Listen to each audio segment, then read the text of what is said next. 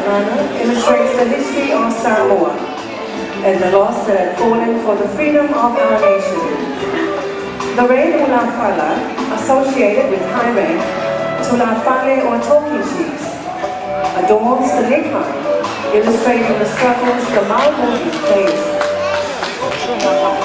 Following through to the back of the garments, the draped ulafala and broken strand shows the spilling of blood of others like support of a sister III.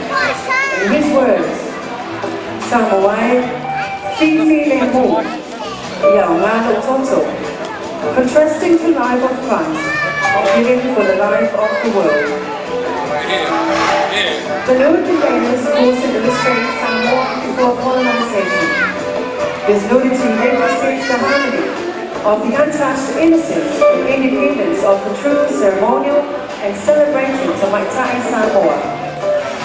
Splatters of blood, represented by pieces of red feathers, raised gracefully to white, symbolizing for women the ethos of belongingness for Samoa to Maitai, to her culture, her land, her stage, and the prestige of a traditional to Maitai with independent status and mana. Ladies and gentlemen, she's your contestant number 4.